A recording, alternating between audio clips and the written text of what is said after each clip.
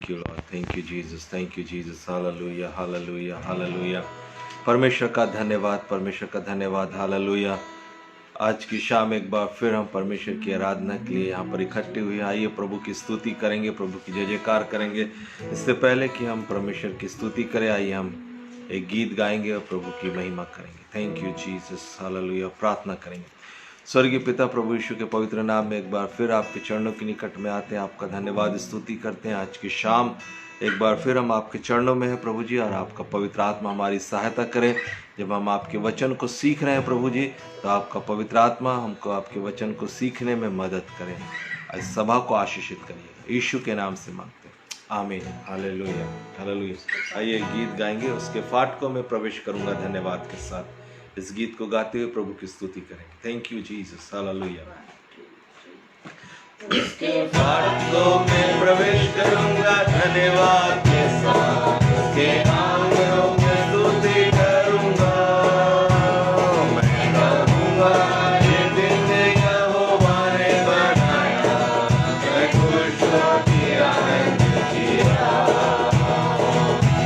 आनंद किया, मुझे आनंद किया, मैं खुश होकर आनंद किया, आनंद किया, मुझे आनंद किया, मैं खुश होकर आनंद किया, आनंद किया, मुझे आनंद किया, मैं खुश होकर आनंद किया, आनंद किया, मुझे आनंद किया, मैं खुश होकर आनंद किया। I will enter his gate with thanksgiving in my heart. I will enter his courts with praise. I will say, this is the day that the Lord has made. I will rejoice, for he has made me glad. He has made me glad. He has made me glad.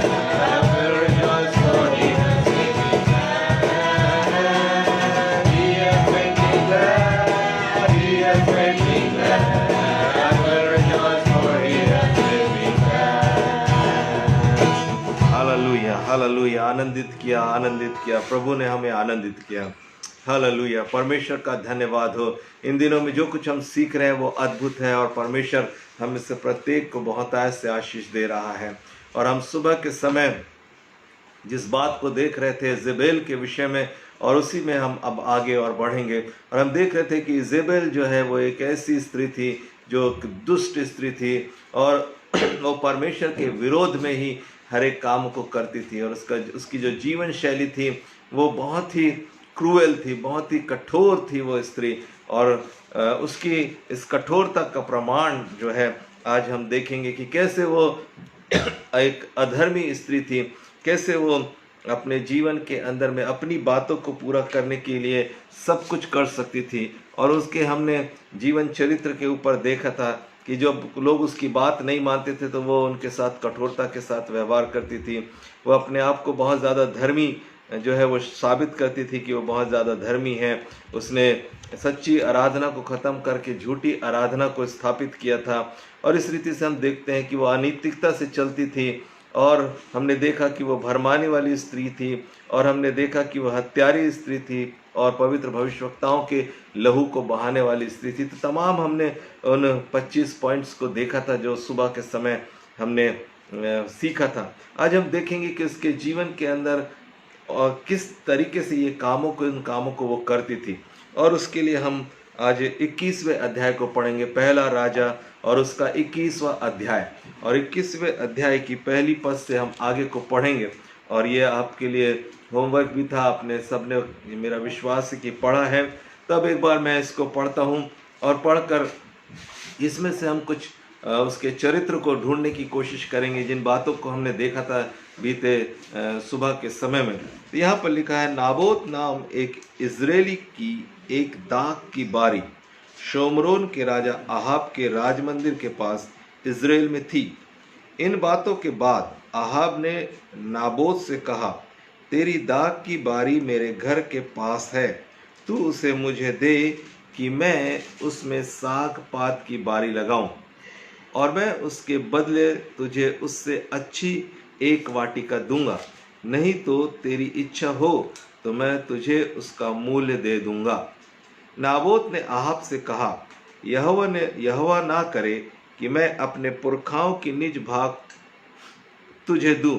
Israeli Naboth के इस वचन के कारण कि मैं तुझे अपने पुरखाओं का निज भाग ना दूंगा, आहाब उदास और प्रसन्न होकर अपने घर गया और बिछौने पर लेट गया और मुंह फेर लिया और कुछ भोजन ना किया।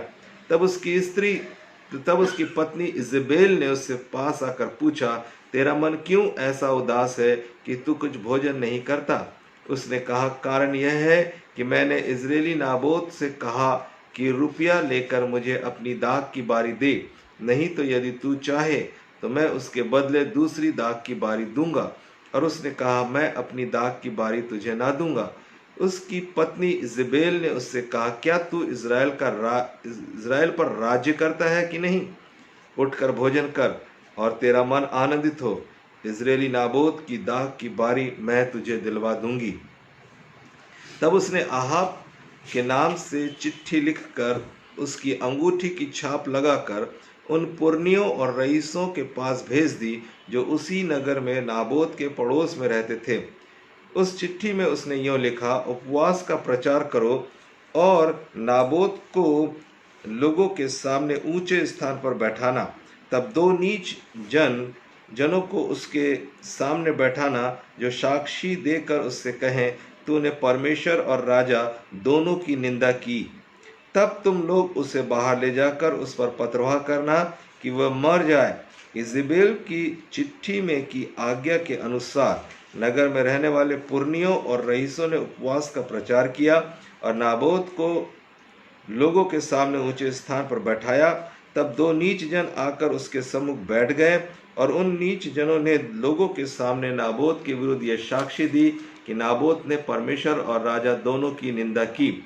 इस पर उन्होंने उसे नगर से बाहर ले जाकर उस पर पथराव किया और वह मर गया। तब उन्होंने इजेबेल के पास यह कहला भेजा कि नाबोत पथरवाह करके मार डाला गया। यह सुनते ही नाबोत पथरवाह करके मार डाला गया है, इजेबेल ने आपसे कहा, उठकर इज़राइली नाबोत की दाख की बारी को, जिसे उसने तुझे रुपया लेकर देने से भी इनकार किया था, अपने अधिकार में ले, क्योंकि नाबोत जीवित नहीं परंतु वो मर गया है। इज़राइली नाबोत की मृत्यु का समाचार पाते ही आहाब उसकी दाख की बारी अपने अधिकार में लेने के लिए वहां जाने को उठ खड़ा हुआ। तो यहाँ पर हम देखते हैं प्रिय परमेश्वर का वचन जो है वो क्या कहता है। यहाँ पर हम देखते हैं कि राजा है, उसका नाम जो है वो आहाब है, और आहाब जो है वो चाहता है कि नाबोत की जो बारी है उसको अब वो ले खरीद ले, वो कैसे भी करके वो बारी जो दाख की बारी है उसको खरीद ले। लेकिन यहाँ पर हम देखते हैं कि क्या हो रहा है। हो ये रहा है कि नाबोत ने उसको मना कर दिया और कहा कि ये बारी मैं तुझे नहीं दूंगा। और राजा जो है इस बात को सुनकर परेशान हो गया, हैरान हो गया, और वो कहने लगा, वो दुखी हो गया, अपने हृदय के अंदर दुखी हो गया। ये यहाँ पर हम देख रहे हैं कि आहाब राजा का जो स्वभाव है उसको हम यहाँ पर देख रहे हैं। ये एक राजा है, लेकिन उसके बाद भी ये जो है इस बारी को लेने में सक्षम नहीं है, और वो उससे परेशान हो गया है, अपने हृदय में निराश हो गया है, और निराश होकर अपने घर में जाकर जो है वो उदास अपने घर में जाकर बैठा है। तो यहाँ पर हम देखते हैं कि जो नाबोत है उसने अपनी भूमि, अपनी ज़मीन को या अपनी बारी को देने के लिए मना कर दिया। क्यों इसने मना किया, उसका रीज़न यहाँ पर लिखा, उसका कारण यहाँ पर लिखा है, क्योंकि वो जगह जो थी, वो जो बारी जो थी, वो दाख की बारी जो थी, वो बारी उसकी पैतृक भूमि थी, पुरखाओं का निज भाग था, और इसलिए वो उसको देना नहीं चाहता था।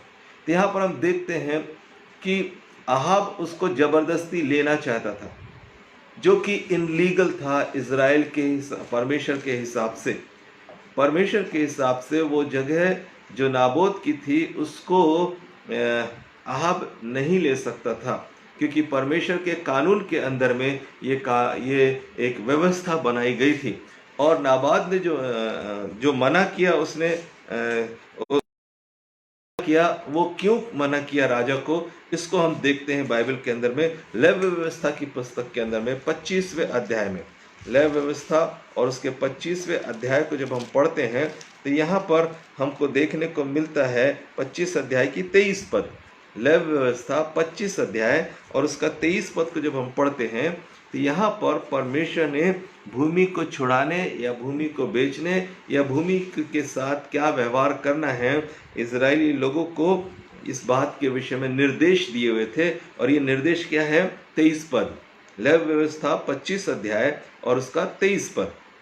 यहाँ लिखिए, भूमि सदा के लिए बेची ना जाए, क्योंकि भूमि मेरी है और उसमें तुम परदेसी और बाहरी होगी, लेकिन तुम अपने भाग के सारे देश में भूमि को छुड़ा लेने देना। तो यहाँ पर बाइबल हमको बताती है कि ये जो भूमि है वो बेची ना जाए, और यहाँ पर जो है वो बेचने के लिए इसलिए तैयार नहीं हुआ है। दूसरी बात, एक और बात है जो जिसके कारण से नाबोत ने मना किया है। नंबर गिनती की पुस्तक और उसका 36 अध्याय और उसकी 7 पद। गिनती की पुस्तक उसका 36 अध्याय और उसकी 7 पद में बाइबल हमको बताती है, अगर आप इसको निकालेंगे तो देखेंगे गिनती की पुस्तक में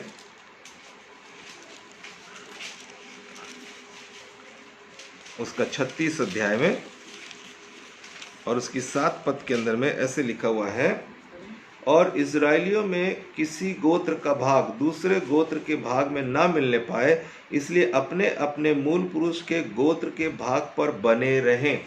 तो अपने अपने गोत्र में ही ये लेन देन कर सकते थे, अपने अपने गोत्र में ही बने रहने की आवश्यकता थी। तो यहाँ पर हम देखते हैं नाबोत जो है वो तो अपनी भूमि को इसलिए नहीं देना चाहता है क्योंकि वो परमेश्वर की व्यवस्था के अनुसार चल रहा है।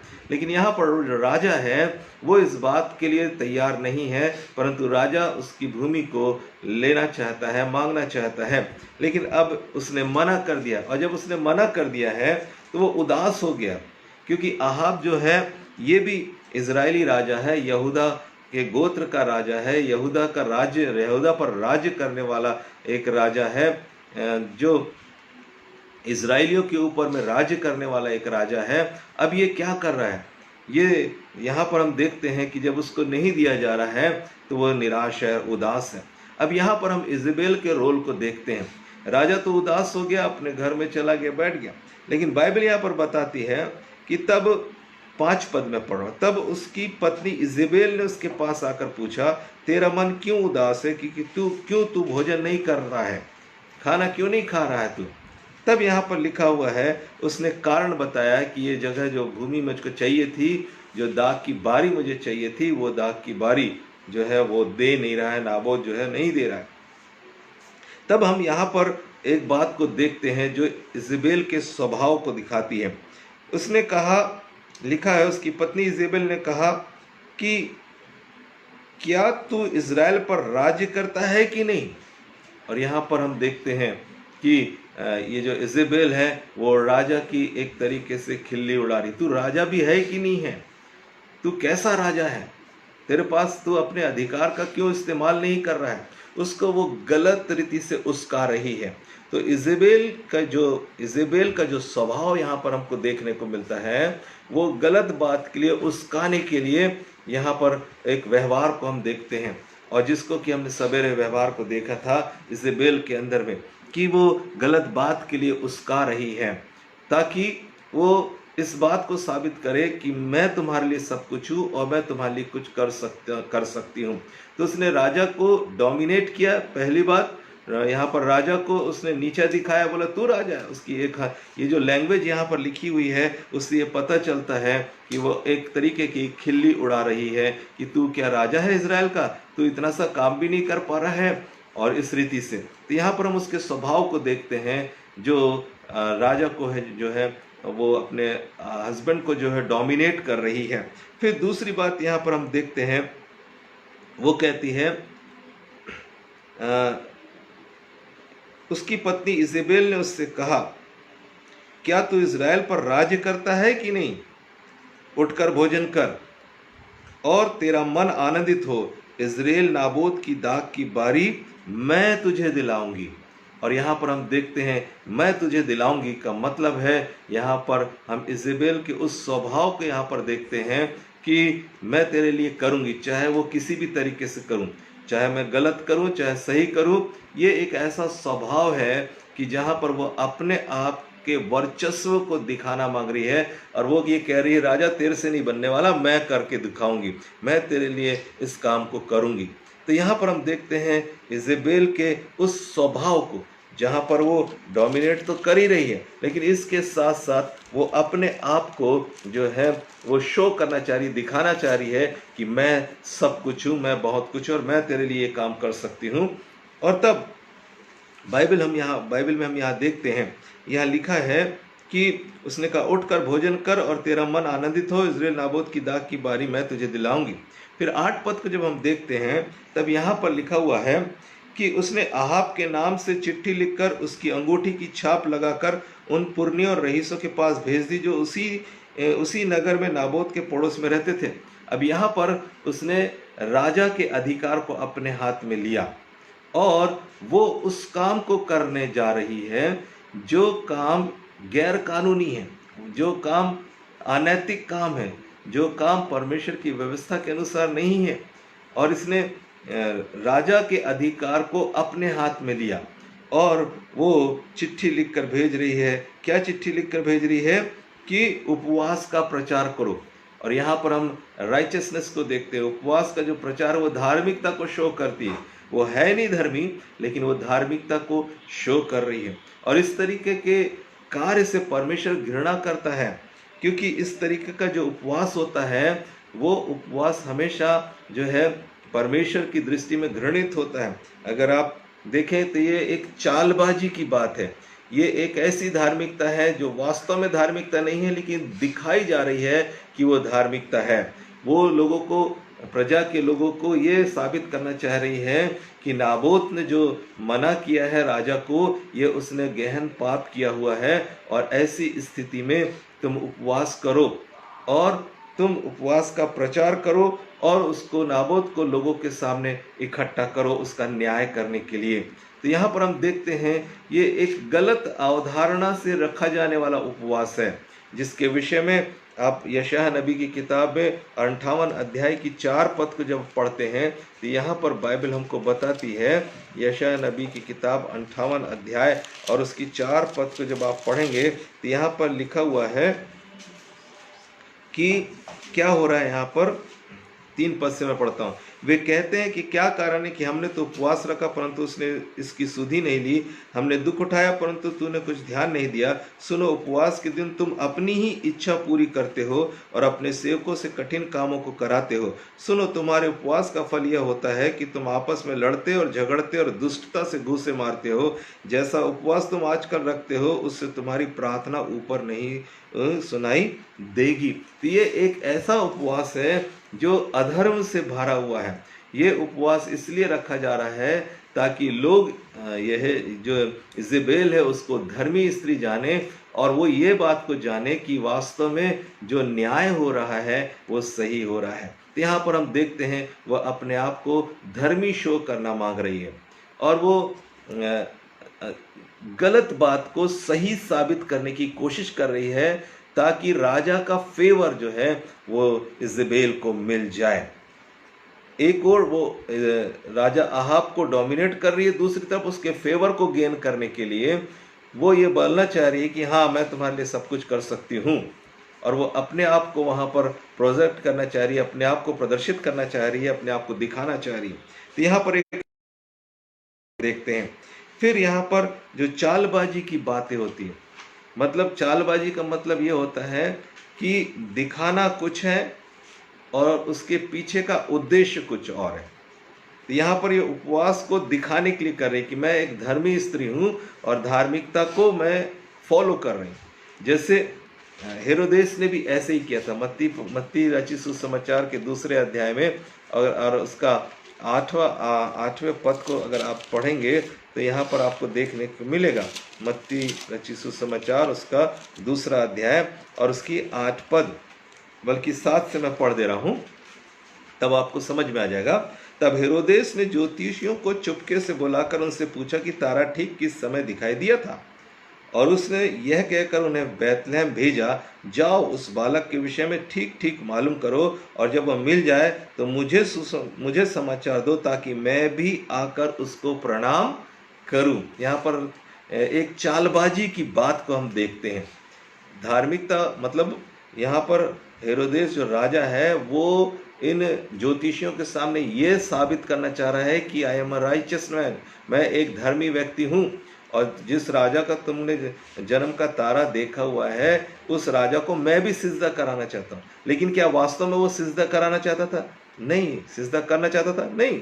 परंतु वो वास्तव में उसको मारना चाहता था, और यही कारण था कि उसने छोटे बच्चों को मरवा डाला था। यहाँ पर हम इसको क्या बोलेंगे, कपट से भरा हुआ एक स्वभाव हम यहाँ पर देखते हैं। तो यहाँ पर भी ये जो इज़बेल है ये कपट से भरी हुई एक स्त्री है, जो बोल कुछ रही है और करना कुछ और चाहती है। अपने आप को धर्मी शो कर रही है लेकिन है धर्मी नहीं, परंतु लोगों के सामने वो इस बात को बताना चाहती है कि मैं धर्मी हूँ। ये एक ऐसा स्वभाव है जिसको पहचानना हमारे लिए बहुत ज़्यादा ज़रूरी है। ये स्वभाव इतना खतरनाक है जिसको कि हमको समझना बहुत ही ज़्यादा ज़रूरी है। जैसे हमने उसके स्वभाव के अंदर में देखा था कि वो क्या करती थी। यहाँ पर एक स्वभाव हमने देखा था कि वो अनैतिकता की तरफ खींचती थी।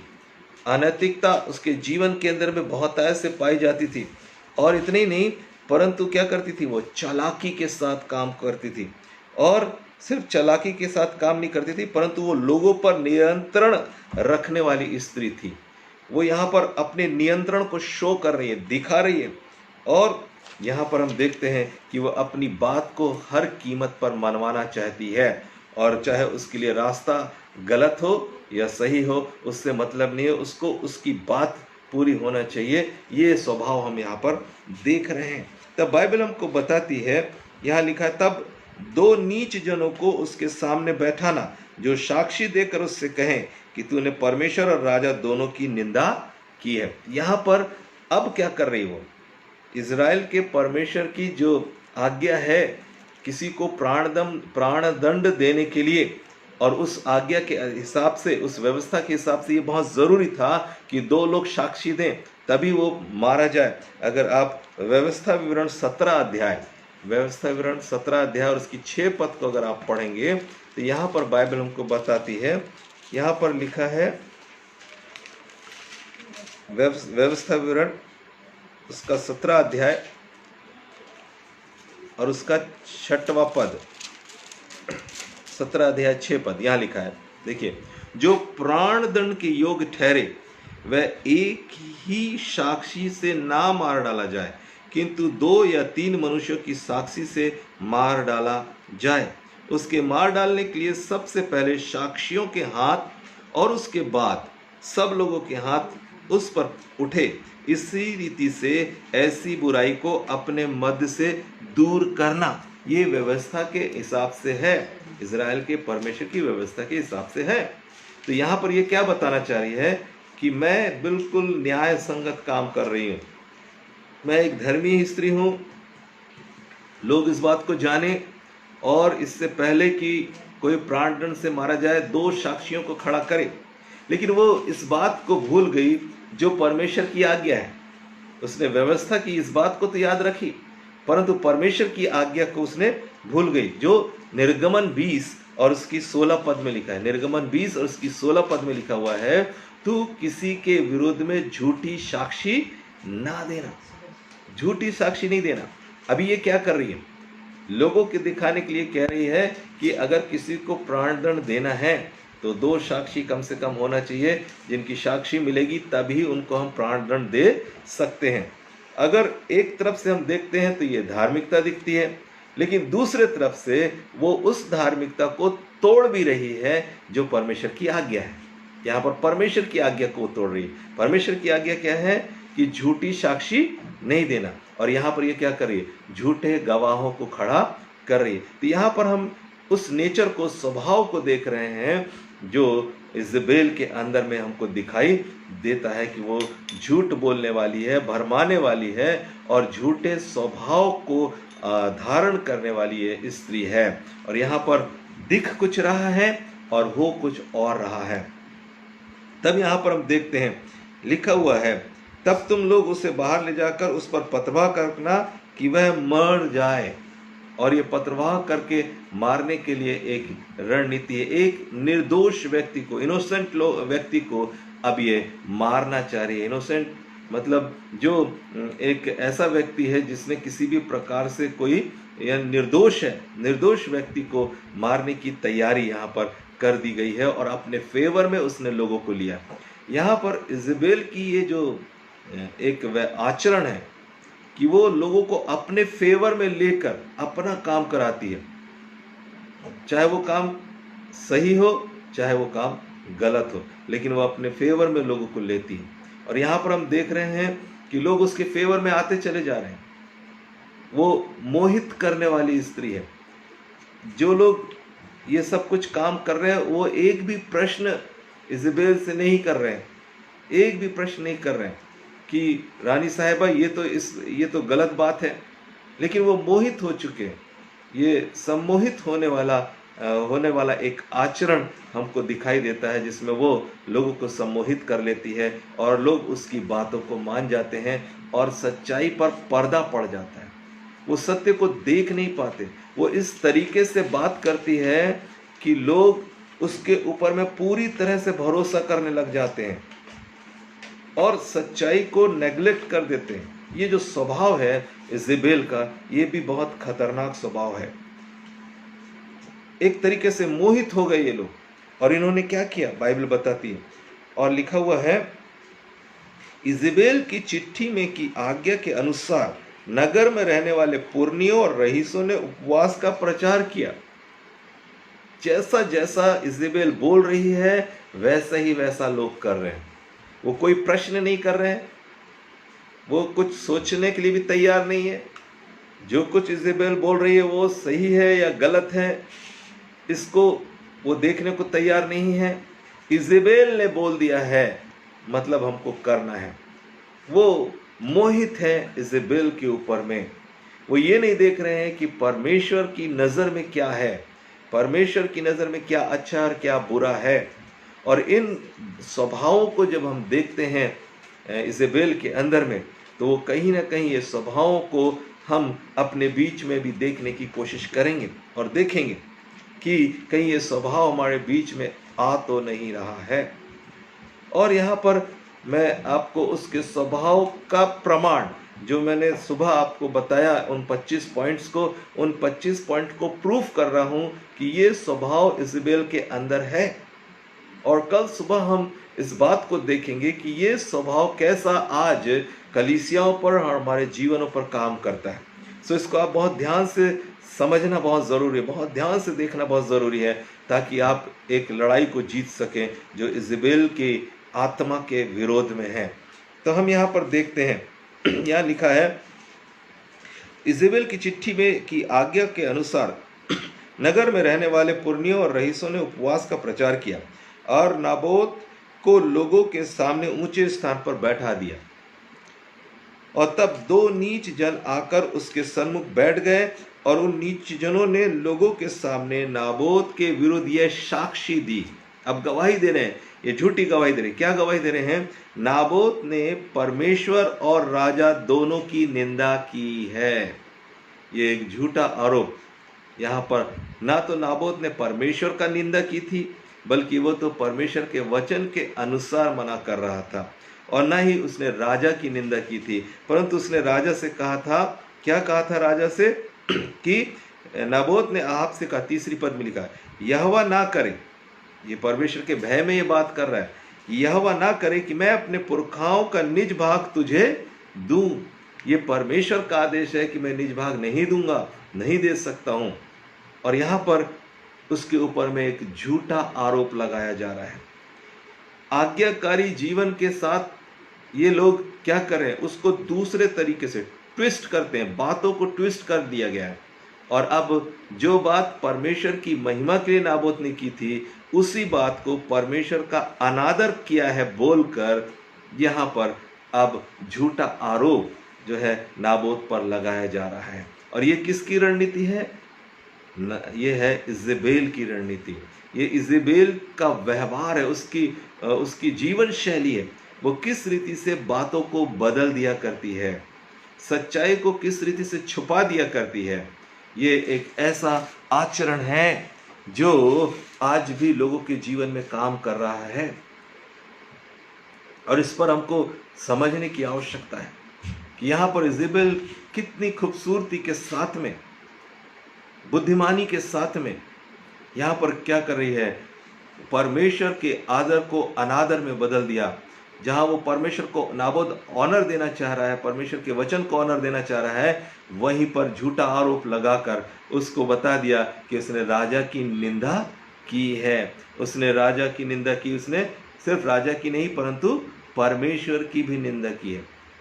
परमेश्वर ने आहाब से नहीं बोला था कि ये बारी तू नाबोद से ले ले, परंतु वो अपनी लालसा में वो साग सब्जी उगाना चाहता था जहाँ पर जहाँ पर अंगूर लगता है, और अंगूर के बगीचे को तोड़कर वो सब्जी भाजी उगाना चाहता है। और ये जो एक पैतृक अंगूर का बगीचा है, जिसको कि परमेश्वर ने आशीष के रूप में नाबोद को दिया हुआ है, अब वो उसको लेना चाहता है और अपने लिए अपने तरीके से वहाँ पर सब्जियाँ और सब्जी वगैरह वो उगाना चाहता है। यहाँ पर हम देख रहे हैं जो राजा आहाब है वो अपनी मर्जी को यहाँ पूरा करना चाह रहा है, यहाँ परमेश्वर की मर्जी को पूरा नहीं कर रहा है। हाँ, अगर परमेश्वर की मर्जी होती कि नाबोत की बारी उसको मिले तो ज़रूर परमेश्वर जो है आहाब के फेवर में खड़ा होता, लेकिन अभी हम देख रहे हैं यहाँ पर आहाब के फेवर में परमेश्वर नहीं खड़ा है, परंतु परमेश्वर खड़ा है नाबोत के फेवर में। क्यों? क्योंकि वह परमेश्वर के भय में इस कार्य को कर रहा है। तब हम यहाँ पर देखते हैं, आगे लिखा है, इस पर उन्होंने उसे नगर से बाहर ले जाकर उस पर पथरवाह किया और वो मर गया। अब यहाँ पर हम देखते हैं ये निर्दोष का लहू बहाने वाली स्त्री है।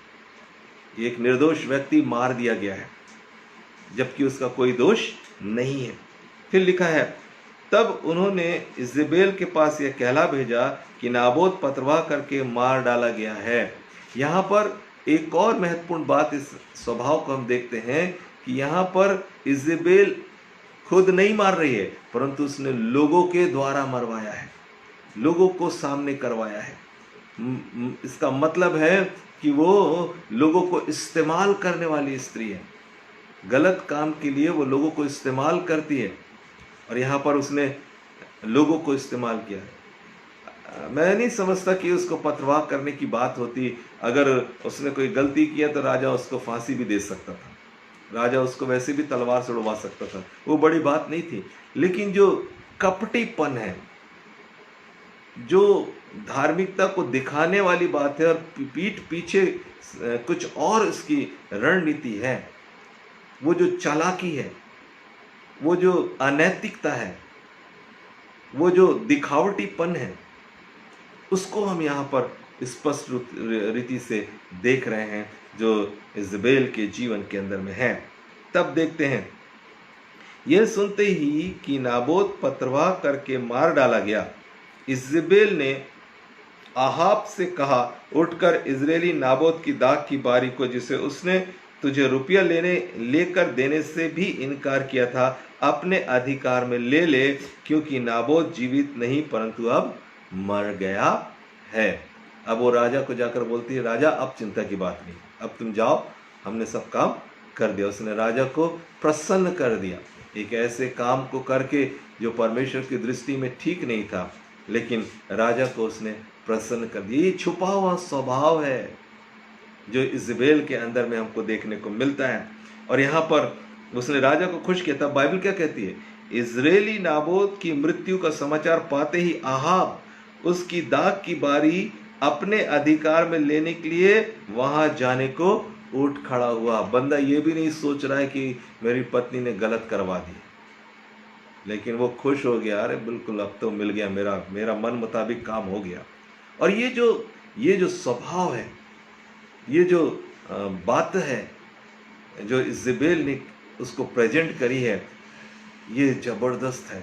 ये ऐसी बात है जिसके अंदर में दुष्टता भरी हुई है, क्रूअल्टी है, दुष्टता भरी हुई है, कोई दया भाव नहीं है, परंतु चालाकी है। अपनी बात को उसने मनवाई है एक निर्दोष को खून बहाकर। और हम यहाँ पर देखते हैं अहाब भी प्रसन्न हो गया, वो खुश हो गया, उठा और जाऊंगा सब्जी भाजी लगाने के लिए, तुरंत उठा। लेकिन बाइबल बताती है क्या हुआ, तब यहोवा का यह वचन तिप्शी एलिया के पास पहुंचा, चल शेमरोन में रहकर इजराइल के राजा अहाब से मिलने को जा, वह तो नाबोत की दाग की बारी में है, उसे अपने अधिकार में लेने को वहां गया है। और उससे यह कहना कि यहोवा यूं कहता है, क्या तूने घात किया और अधिकारी भी बन बैठा? फिर तू उससे यह भी कहना कि यहोवा कहता है, जिस स्थान पर कुत्तों ने नाबोत का लहू चाटा, उसी स्थान पर कुत्ते तेरा भी लहू चाटेंगे। और हम यहाँ पर देखते हैं कि अहाब के ऊपर में एक न्याय आ गया, क्योंकि वो अपने जो स्त्री जो है उसके उसकाने पर उसने ये काम किया, उसने उसको मोहित कर लिया था, वो उसका विरोध ही नहीं कर पाया। और उसके विषय में जो है एक फ्रेज चला और एक बात चली जो परमेश्वर के वचन में 25 पद में लिखा है, सचमुच, एकदम पक्की बात, सचमुच अहाब के तुल्य और कोई ना था। मतलब अहाब के जैसा और कोई नहीं था जिसने अपनी पत्नी इज़ेबेल के उसकाने पर वह काम करने को जो यहोवा की दृष्टि में बुरा है, अपने को बेच डाला था। यहां पर लिखा हो बेच दिया, अपने आप को बेच दिया उसने उस पाप को करने के लिए। जबकि अहाब अच्छे से जानता है कि जो कुछ वो कर रहा है वो गलत है, लेकिन फिर भी उसने अपनी पत्नी की बात को मानकर, यहाँ पर हम देखते हैं उसने उसको उस्काया और उसने वो किया जो परमेश्वर की दृष्टि में बुरा है।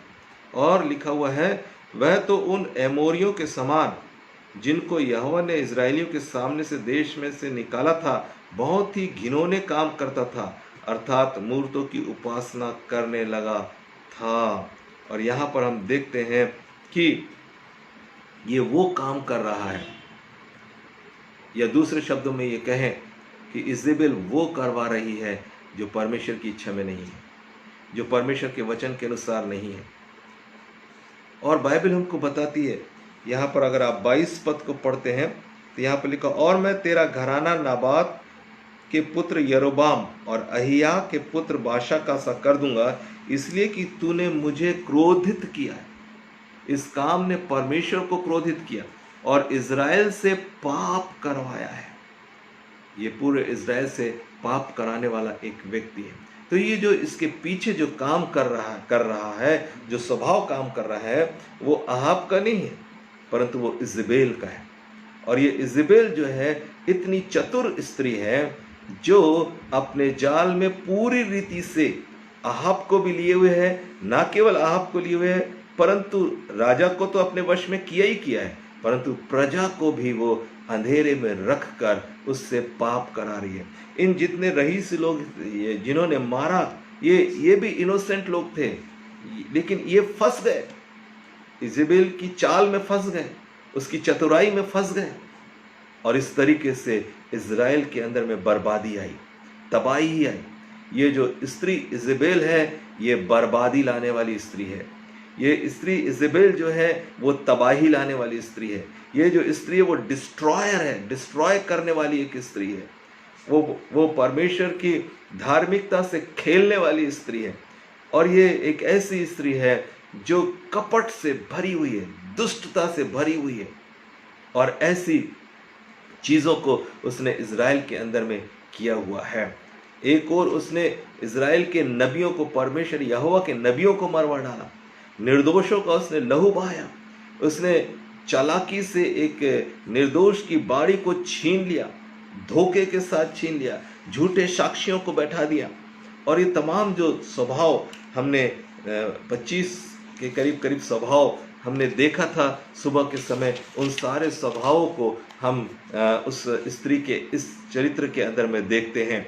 यहाँ पर हम देखते हैं कि वो भरमाने वाली स्त्री थी, और यहाँ पर हम देखते हैं वो रिझाने वाली स्त्री थी। यहाँ हम देखते हैं कि वो दूसरों को प्रयोग करने वाली थी, उनके साथ चालाकी के साथ काम निकलवाने वाली एक स्त्री थी, मैनिपुलेट करने वाली स्त्री थी, है ना। और यहाँ पर हम देखते वो अनैतिकता की तरफ लोगों को खींचती थी। वो घमंड से चढ़ी थी, मैं करवा दूंगी, राजा तुमसे नहीं बन रहा, कोई बात नहीं, मैं करवा दूंगी, मैं तुमको बारी दिलवा दूंगी। और यहाँ पर अहम से भरी हुई ये स्त्री है, घमंड से भरी हुई ये स्त्री है, हत्यारी ये है, हत्या करने वाली एक स्त्री है। और यहाँ पर हम देखते हैं ये स्वार्थ से भरी हुई एक स्त्री है, ये चोरी से भरी हुई एक स्त्री है। और ये जो है देखते हैं यहाँ पर कि ये स्त्री जो है लोगों पर नियंत्रण करने वाली स्त्री है, ये लोगों को अपने हाथ में चलाने वाली है। वो जैसा चाहती है वैसा लोगों को चलाती है, और लोग भी जो है उसके मन चाहे काम में फंस जाते हैं। वो मोहित कर लेती है लोगों को, वो क्रोध से भरी हुई है। यहाँ पर हम देखते हैं नाबोत के विषय में उसके अंदर क्रोध आया कि उसने ऐसा क्यों किया, जबकि उसने उसका कारण उससे जानने की कोशिश नहीं की है। उसने अपने मन मुताबिक काम करवाई, उसको मरवा डाली। वो एक कठोर स्त्री थी, वो अपने आप को धर्मी साबित करने की कोशिश की, उपवास करवाई और परमेश्वर की व्यवस्था के अनुसार 2 लोगों को खड़ा करवाई, साक्षियों को खड़ा करवाई, पथरवाह करवाई, लोगों को उसने अपनी ओर आकर्षित किया, और उसने यहोवा की दृष्टि में बुरा किया। वो डोमिनेट करने वाली, वो कंट्रोल करने वाली स्त्री थी। इसने सब लोगों को कंट्रोल किया। उसने अधिकार का गलत इस्तेमाल किया, अधिकार जताकर उसने गलत काम किया। और हम देखते हैं कि यहाँ पर ये तमाम स्वभाव जो है इस बाड़ी के संदेश के अंदर में हमको देखने को मिलता है। मेरे प्रियो, ये वो बातें, ये जो वो स्वभाव है जो कहीं ना कहीं व्यक्ति के जीवन के ऊपर में बड़े प्रभाव को रखता है। कल सुबह हम देखेंगे कि ये स्वभाव कैसे लोगों के जीवन में कार्य करता है। और आज हमने इस बात को सीखने की कोशिश की है कि ये जो स्वभाव है वो इजेबेल का स्वभाव है। और मैं इसलिए इसको धीरे धीरे आपको बता रहा हूँ कि ताकि जब कल मैं आपको बताऊं कि कहाँ कहाँ इजेबेल की आत्मा कलीसिया के अंदर, परिवार के अंदर, व्यक्तिगत जीवनों के अंदर काम कर रही है, तब आप उसको पहचान सके, रिकग्नाइज कर सके। और जब आप पहचानेंगे, मेरा विश्वास है कि उन आचरणों को जो इजेबेल का आचरण है वो कलीसिया से दूर हो जाएगा। और जो परमेश्वर की शिकायत प्रकाशित वाक्य की पुस्तक 2 अध्याय की 20 पद में है, वो शिकायत शायद हम दूर कर पाएंगे प्रभु की अनुग्रह से, प्रभु की दया में।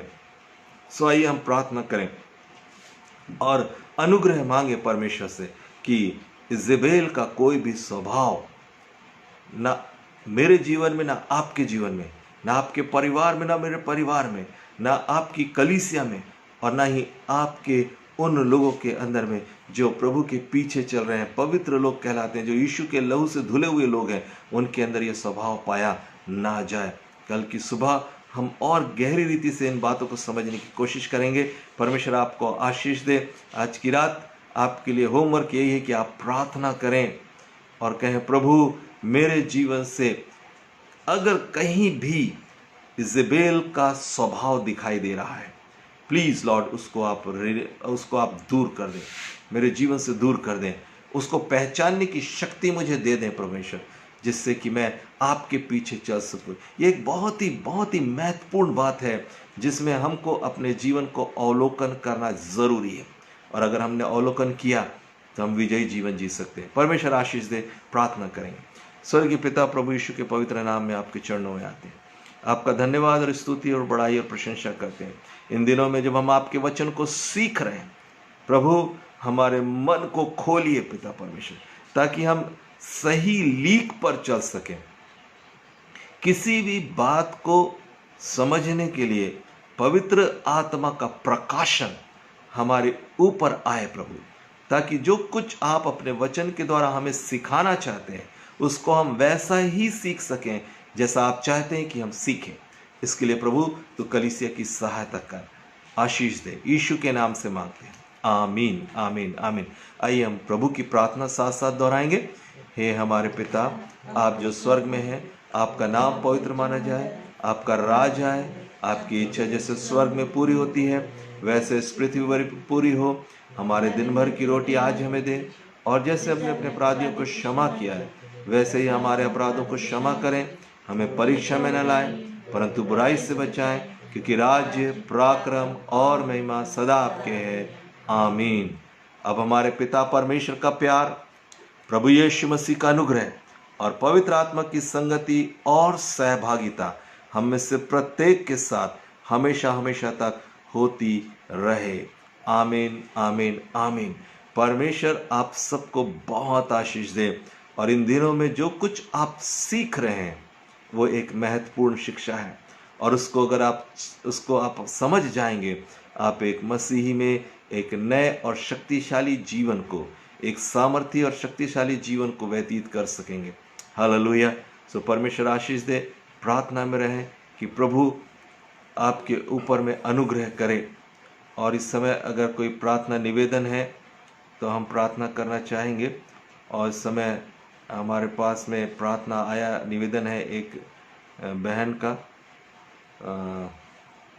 उन्होंने प्रार्थना के लिए कहा है कि एक बहन है जो इस समय काफ़ी परेशानी में है, और फ़ोन पर उन्होंने निवेदन किया था।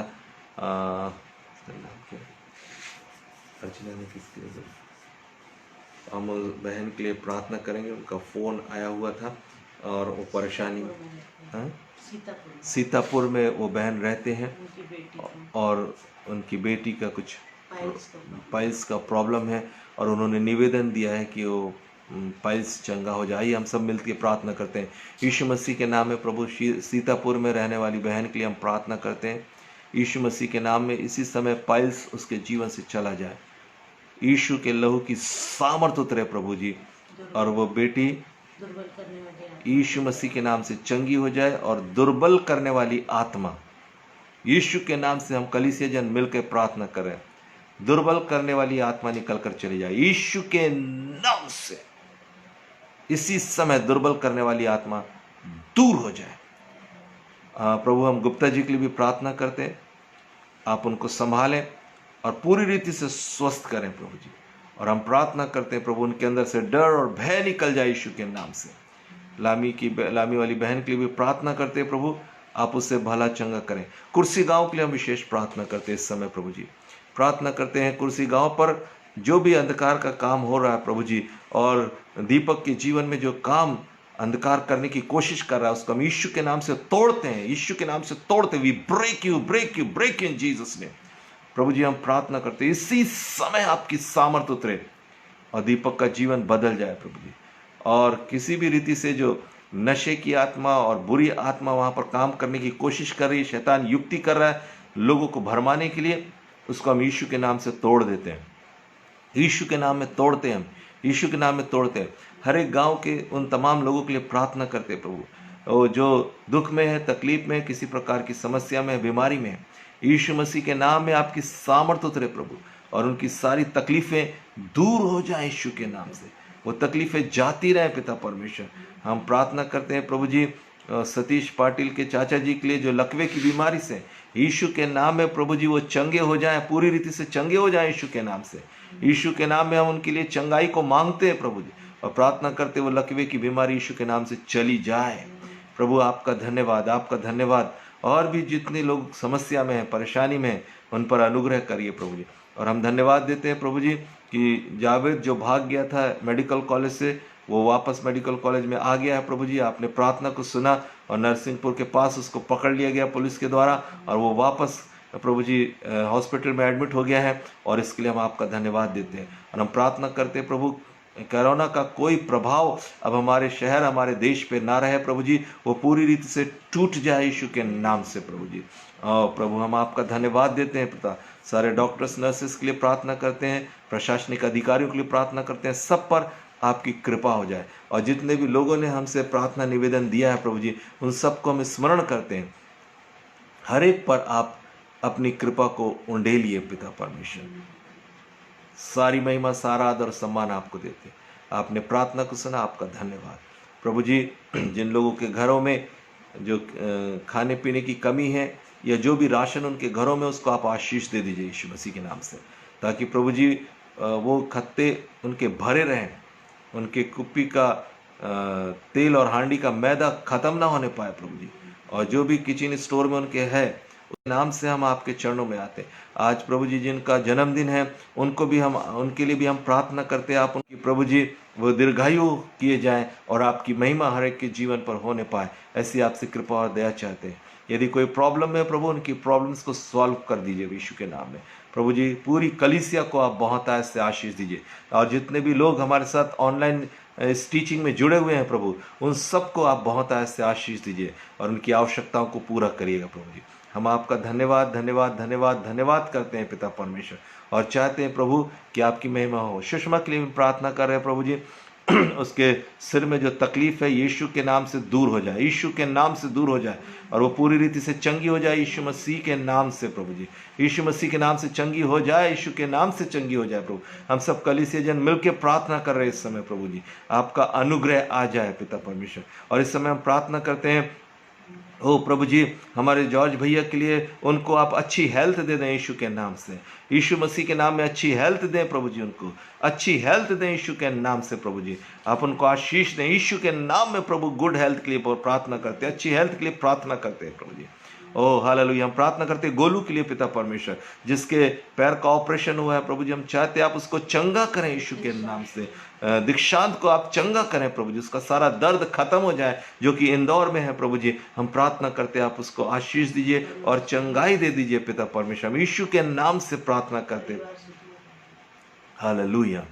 और हम प्रार्थना करते हैं प्रभु, आप उनके परिवार को भी ओ प्रभु जी आशीषित करें पिता परमेश्वर।